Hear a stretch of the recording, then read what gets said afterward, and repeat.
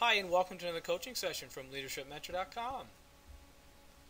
In our session today, I want to share with you some thoughts about how to make effective decisions and some things and a process to actually go through, really to make sure that we're thinking through the decisions that we make on a day-to-day basis.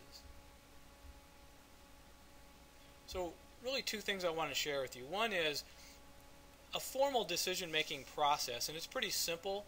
But I want to see if you can get in the habit of going through this. Eventually you'll be able to do this much quicker, and oftentimes you'll be able to do this in your head without actually writing it down. But initially what we want to do is go through and write these things down and spend a fair amount of time on them. And then once you kind of exercise that muscle or that thought process, then you'll be able to do it much quicker. I also want to share with you really a concept of one of the traps that we fall into, and I call that chasing the garden hose, and I'll share a little bit more about what that is in a minute. So let's take a look at the decision-making process. There's quite a few different ways to analyze a decision. Some of them are extremely complicated, but I think for what we need to do on a day-to-day basis, I want to keep this simple and something that's really easy to implement on a regular basis. And so what we want to do is simply take a look at when we make a decision, what are the potential positives, negatives, and think through or take a look at what the results may actually be once we make that decision and implement it. So this process is actually pretty simple. So basically what we would do is on a piece of paper we'd write out at the top what our potential solution is. So you in a 1 or 2 line statement, you would simply write out what you want, the decision that you want to make or the change that you want to implement. Then draw a line down the center of the page, and then simply start writing down the positives that you would anticipate on the left side of the page, and then the negatives on the right. Now the negatives are going to come a little bit tougher because this is your idea, and so obviously you would anticipate it being a good decision. So the positive side is going to come a little bit easier for you. So spend some time and really force yourself to think outside of the box on potential negatives. And then we simply really total it. So if you have 5 positives, you have 2 negatives, initially you would look at that and say, well, obviously this will be a good decision. But I want to caution you here too that it's possible that the negatives that you've listed, even though there's only 2 of them, it may be a big enough negative that the decision just wouldn't be valid or wouldn't be worth it. And so the totals may or may not indicate if this is a good decision or not, but that's really the reason why we want to go through and force ourselves to really think through the potential negative aspects of this decision.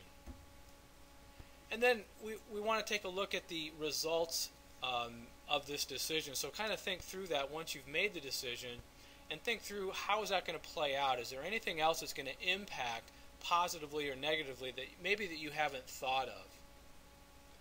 Another suggestion that you may want to do is once you've gone through this process, go to one of your peers or maybe your manager, take it to somebody else and just run it by them and see what they say. See if they come up with anything different.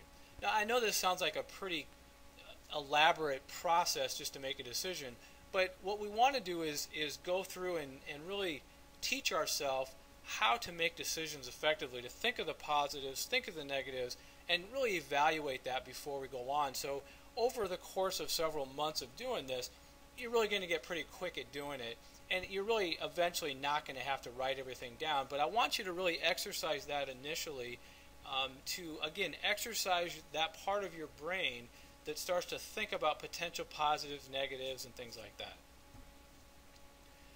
The other thing I wanted to share with you is chasing the garden hose.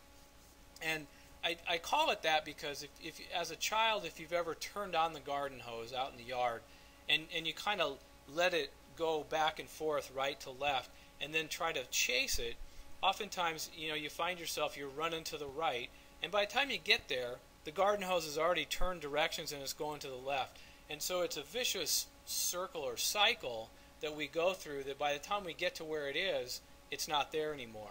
And sometimes we get into this mode of decision making, especially when they're decision making we're using a lot of emotion. So if you're in a stressful situation and your team's very stressed out and you got to make a decision, this is really when oftentimes we find ourselves chasing that garden hose.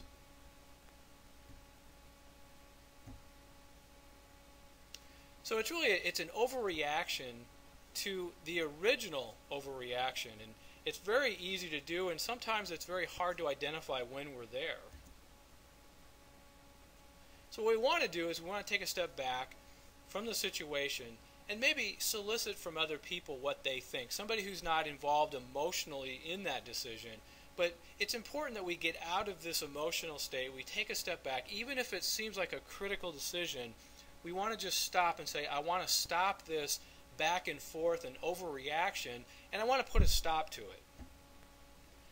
And you know that you're in this chasing the garden hose mode when the decisions that you make actually cause more of an issue, more of a response that you have to react to than the original issue itself. And so that just kind of gives you an idea when there is a major decision that seems to need to be made by you as the leader, you make a decision, and now you're dealing with the result of that decision back and forth. This is where you just want to stop. Don't just jump in and try to make another decision to counteract what you just did. Take a minute, stop, step back, and just ask some people that are outside of that emotionally really what it is you need to do. So that's really it. I wanted to just share a couple of different angles on how to make effective decisions. I hope you found that helpful, and I hope you have a great day.